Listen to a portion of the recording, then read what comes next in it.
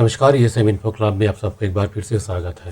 Friends, आज के इस एपिसोड में हम खास डिस्कस करेंगे कम्यूटेशन रिकवरी के बारे में। आपको पता है कि कम्यूटेशन नॉर्मली जनरली 15 ईयर्स तक रिकवरी होता है, यानी कि आप जब पेंशन आ रहे हैं, आप जब रिटायर हो रहे हैं, उस समय आपको commuted value of your pension एक अमाउंट जो मिलता है, जो कि आपका बेसिक पेंशन का लगभग नॉर्मली 50% ही होता है फौजी लोगों के लिए, डिफेंस के लिए। और अगर हम बात करें सिविलियन काउंटर पार्ट का, तो उनके लिए 40% होता है। तो नॉर्मली ये जो भी परसेंटेज आपका कम्यूट हुआ है, जिसका कम्यूटेड वैल्यू आपको लमसम एक अमाउंट मिला है, मान लीजिए आपका पेंशन इस समय बेसिक पेंशन अमाउंट है 40,000, तो आपका बेसिक पेंशन अगर 40,000 होगा तो आपका in case of defence personnel आपका 50% कम्यूट हो जाएगा, यानी कि 20,000 रुपीज़ आपका कम्यूटेशन मिलेगा और 20,000 रुपीज़ आपको हाथ में मिलेगा विथ DRA। मान लीजिए इस समय डी आर जैसे 50% है, तो 20,000 प्लस 50% DR यानी कि 30,000 रुपीज़ हर महीने आपको हाथ में मिलेगा। और बाकी 20,000 का लमसम एक अमाउंट आपको at the time of retirement, जब आप डिस्चार्ज हो रहे हैं, रिटायर हो रहे हैं, उस समय 20,000 पर मंथ का हिसाब से आपका जो एज है उस हिसाब से लगभग जो फौजी लोग जो रिटायर होते हैं लगभग 9 ईयर्स का अगर हम कैलकुलेट करें 9 इंटू 12 यानी कि 108 महीने का 20,000 इंटू 108 महीना जितना आ गया, ये हो गया आपका कम्यूटेड वैल्यू। ठीक है, ये पैसा आपको मिल जाता है लमसम। अब देखिए इस पैसे को रिकवरी कैसे करते हैं गवर्नमेंट। रिकवरी के लिए 15 ईयर्स तक ये जो अमाउंट है, जो 20,000 रुपया जो अमाउंट आपका जो दे दिया है गवर्नमेंट ने, वो 20,000 रुपया का आपको नहीं मिलेगा। ठीक है, क्योंकि आपने कमिट कर दिया। कब तक नहीं मिलेगा? 15 ईयर्स तक। गवर्नमेंट आपको दे रहे हैं 9 ईयर्स के लिए, 9 ईयर्स का वैल्यू आपको दे रहे हैं, पर रिकवरी होता है कितना? 15 ईयर्स का। तो ये देखिए एक बहुत बड़ा अन्याय है, क्योंकि ये जो अमाउंट है, इस अमाउंट का अगर हम इंटरेस्ट अभी इस समय का जो इंटरेस्ट रेट अगर हम देखें, तो इंटरेस्ट रेट का हिसाब से ये 11 ईयर्स तक होना चाहिए। 10 ईयर्स 8 मंथ, इसको हम अगर राउंड फिगर भी कर दें तो 11 ईयर्स तक रिकवरी होना चाहिए। 11 ईयर्स से ज़्यादा समय का रिकवरी नहीं होना चाहिए। तो इस बात पर सिविलियन काउंटर पार्ट जो है स्टेट गवर्नमेंट का या सेंट्रल गवर्नमेंट का बहुत सारी जगह पे केस फाइल हुआ है। और आप जैसे कि जानते हैं कि पंजाब एंड हरियाणा का जो हाईकोर्ट है, चंडीगढ़ हाईकोर्ट है, वहाँ से ऑर्डर भी मिला हुआ है, जो इंटरिम ऑर्डर है, उस ऑर्डर के बेसिस पे जो एप्लीकेंट जिन्होंने केस फाइल किया था उनका रिकवरी बंद हो चुका है। यानी कि कम्यूटेशन का जो डिडक्शन हर महीना पेंशन से होता है, टोटल जो पेंशन आपका उससे डिडक्शन जो हो रहा है, वो डिडक्शन बंद हुआ है। ठीक है, तो वो डिडक्शन बंद हो गया उनका, जिन्होंने केस फाइल किया था। अब देखिए EFT में भी केस फाइल हुआ है। आप शायद ये फर्स्ट टाइम हुआ है, EFT में भी केस फाइल हुआ है।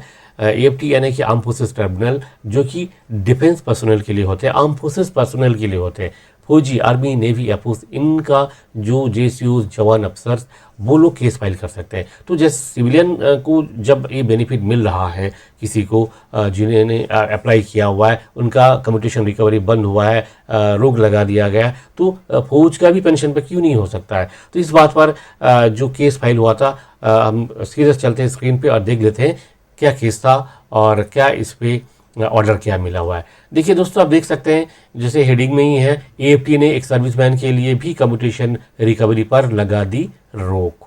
ठीक है, तो इसको हम अभी डिटेल में देखेंगे।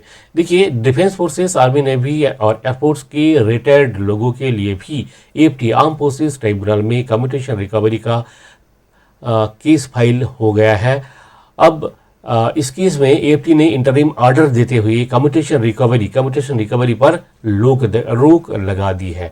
ये जो मैसेज है ये मुझे अभी अभी मिला है एडवोकेट मिश्रा जी से। आप जानते हैं एडवोकेट मिश्रा जी एक बहुत अच्छे एडवोकेट है, जो कि इंडिया का बहुत सारे जगह में प्रैक्टिस करते हैं, खास करके दिल्ली, लखनऊ एंड और भी अदर्स जो EFT है वहाँ पे प्रैक्टिस करते हैं। और मिश्रा जी ने ये समाचार मुझे मुझ तक पहुंचाया। तो इस केस में पिटिशनर ने 11 साल 6 महीने बाद से कम्यूटेशन रिकवरी का मुद्दा उठाया है। अब अगली सुनवाई इसका 16 दिसंबर 2024 को है, पर इंटरिम ऑर्डर इनको मिल चुका है। क्या इंटरिम ऑर्डर मिल चुका है? एक बार पूरा केस को देखेंगे। ठीक है, देखिए code number 2 armed forces tribunal principal bench new Delhi में एक केस फाइल हुआ था। ठीक है, केस का नंबर भी आप देख सकते हैं, ये सारे डिटेल्स भी हैं, पर ये सब चीज़ें देखने से बेहतर है कि मूल जो मेन मुद्दा क्या था। मुद्दा ये था एप्लीकेंट जो है उनका ये प्रेयर था कि direct the respondent to stop any further deduction on account of recovery of commuted value of pension with immediate effect. And तो फर्स्ट पॉइंट क्या था कि जो रिकवरी हो रहे कम्यूटेशन का हर महीना से आपका जो पेंशन का 50% जैसे कटौती होता है वो इमीडिएट बंद होना चाहिए। नंबर 1 उनका प्रेयर था। नंबर 2 क्या था, direct the respondent to refund extra amount. जैसे कि मान लीजिए 11 साल 6 महीना इनका 1 सितंबर 2022 को कंप्लीट हो चुका था, तो उस समय से आज तक का जितना भी जो डिडक्शन हुआ है वो डिडक्शन रिफंड करे।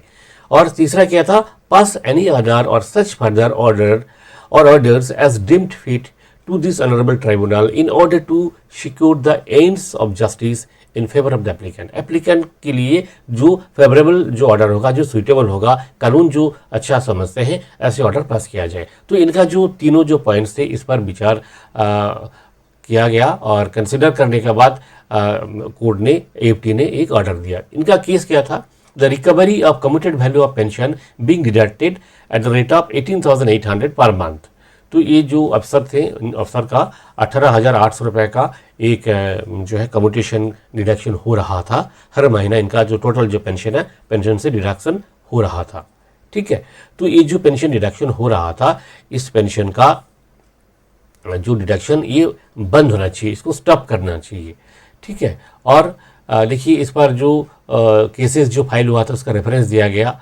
ओके, ये जो केसेस है आप देख सकते हैं, पूरा केस अगर आप पढ़ना चाहेंगे, Sira Devi and others versus state of Punjab, जो पायोनियर जो केस था, जिस केस में गवर्नमेंट ने ऑलरेडी रिकवरी स्टॉप करने के लिए स्टे ऑर्डर दिया हुआ है, इंटरिम ऑर्डर जिनको मिल गया। दूसरा Ram Swaroop Jindal versus state of Punjab, इस केस में भी जो honourable high court of Punjab and Haryana to submit to the effect that in as much as the applicant herein is also likewise seeking a restoration of commuted portion of pension after 11 years and 6 months instead of 15 years, with the further recovery having been stayed before the Honorable High Court of Punjab and Haryana in a similar matter। ठीक है, the applicant's case is being in परी मेटेरिया यानी कि similar case है to that case, the prayer for grant of interim relief be granted. ये इनका prayer था कि उन केसेस में जो केसेस है Punjab and Haryana high court का, वहाँ पे जैसे इंटरिम ऑर्डर दिया गया है ऐसे ही इंटरिम ऑर्डर इस केस में भी पास किया जाए। ठीक है, नोटिस ज़ेरॉप is issued to the respondent. ये रेस्पोंडेंट कौन है, जो आपका पेंशन का रिकवरी जो कर रहे हैं, यानी कि PCDA से ही जो रिकवरी होता है, और कंसर्न अगर CBPC से होगा तो बैंक होगा। ठीक है, within a time frame of 3 months and the matter be listed before the principal registrar for completion of pleading। तो ये इंटरिम ऑर्डर के बेसिस पे उनको बताया गया कि मैटर फिर से लिस्ट होगा। अगला जो लिस्टिंग है 9 अगस्त and therefore bench thereafter on 16 दिसंबर को इनका डेट मिल गया। पर इस दौरान जो सबसे इंपॉर्टेंट चीज़ है, जैसे कि रेड में हाईलाइट किया हुआ लिखिए, till further direction further recovery if any sought to be made by the respondents from the pension of the applicant in relation to the commuted value of pension rupees 18,800 is stayed rupees so and so is stayed, यानी कि stay order मिल चुका है ये जो recovery पर, यानी कि ये रिकवरी नहीं होना चाहिए। इनका जो अफसर ने जिन्होंने केस फाइल किया था, इनका हर महीना जो रिकवरी हो रहा था वो रिकवरी अब बंद हो जाएगा जब तक कोर्ट का फाइनल ऑर्डर ना आ जाए। ठीक है, तो देखिए ये जो इस केस पर मैं एक चीज़ बताना चाहूँगा, शुरुआत में मैंने जो चीज़ें क्लियर नहीं किया, तो ये जो पेंशन का जो कम्यूटेशन का कैलकुलेशन कैसे होता है। देखिए मान लीजिए आप पेंशन आए, आपका टोटल 80,000 80,000 आपका बेसिक पे था, तो आपका बेसिक पे 80,000 था, तो आपका पेंशन कितना बनेगा आफ्टर 6 CPC, बहुत सिंपल सी बात है, आपका 40,000 बनेंगे। अब वो 40,000 का जो बेसिक पेंशन है आपका, उसका 50% डिफेंस पर्सनल के लिए, आर्मी नेवी एयरफोर्स के लिए ये होता है कम्यूटेशन। तो 40,000 का 50% यानी कि 20,000 रुपया कम्यूटेड हर महीना डिडक्शन होता है आपका पेंशन अमाउंट से, वो डिडक्ट करके रखते हैं गवर्नमेंट। ठीक है, कितने साल तक, 15 साल तक ये डिडक्शन होते जाता है। अब हर महीना आपका पे स्लिप, पेंशन स्लिप में टोटल अमाउंट उतना ही शो करेंगे। 40,000 आपका जो बेसिक पेंशन और उसके ऊपर डीआर अमाउंट होता है। तो टोटल मान लीजिए 40,000 प्लस डीआर 20,000, 50% का रेट पे, तो 60,000 रुपया से आपका क्या होगा, जो 60,000 रुपये से आपका 20,000 रुपये जो आपका डिडक्शन होगा, 50% कम्यूटेशन जो आपने लमसम अमाउंट जो लिया है उसका डिडक्शन होगा, तो 20,000 रुपये डिडक्ट हो जाएगी, यानी कि 40,000 रुपये आपका हाथ में मिलेगा। ठीक है, तो ये सिंपल सी एक जो है कैलकुलेशन है। तो इस पर ये 15 साल तक ये डिडक्शन चलता रहेगा, जबकि बेनिफिट आपको मिला है लगभग 9 ईयर्स का। जो डिफेंस फोर्सेस का जो लोग जितना कम एज में रिटायर करते हैं उनको जो ज़्यादा जो कम्यूटेशन फैक्टर है ज़्यादा होता है। ये कम्यूटेशन फैक्टर कहते हैं, जैसे किसी का 8.58, 8.68, ठीक है, कि हाइस्ट जो है 9 पॉइंट समथिंग हाइस्ट होता है, इससे ज़्यादा तो होता ही नहीं। क्योंकि ये एक समय था जबकि बहुत कम डिडक्शन होता था, फिर जब इंटरेस्ट रेट जब बढ़ता गया तो रेट और हाई हो गया। ठीक है, फिर अभी जब इंटरेस्ट रेट आपको पता है कि कितना घट गया, आप कहीं बैंक पे पैसा रखते हैं तो कितना घटा हुआ है ना, जबकि आपका जो कम्यूटेशन का वजह से आपको जो पैसा दिया गया है उसका इंटरेस्ट रेट कितना कम है।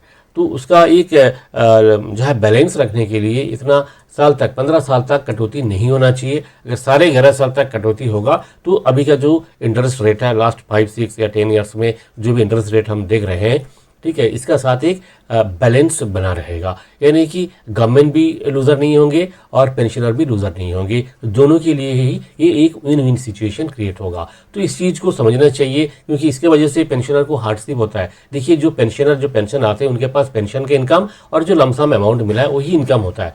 अगर ये पेंशन के इनकम कम होते जा रहे हैं, ठीक है, इतना 15 सालों तक इनका जो पेंशन कटौती होते जा रहे हैं, तो एक हार्डशिप तो होता ही है, क्योंकि जितना एज बढ़ेगा उतना ही रिक्वायरमेंट बढ़ता है, मेडिकल रिक्वायरमेंट बढ़ता है, खर्चे और बढ़ जाते हैं। तो इस चीज़ को ध्यान में रखना चाहिए गवर्नमेंट को भी, और हमारी गवर्नमेंट से एक रिक्वेस्ट है कि ये जो जिन्होंने एप्लीकेंट जो भी केस फाइल किया है, इनका तो केस पॉजिटिवली कंसिडर करना ही चाहिए और एक जनरल ऑर्डर भी निकालना चाहिए, ताकि सबके लिए, सभी इंडिया का सभी जो पेंशनर है सबके लिए 11 साल 6 महीने में ये पेंशन का कटौती बंद हो जाना चाहिए, यानी कि commutation deduction 11 years and 6 months के बाद सबका स्टॉप होना चाहिए। इस उम्मीद के साथ फिर मिलेंगे अगले वीडियो में। नमस्कार, जय हिंद, जय भारत।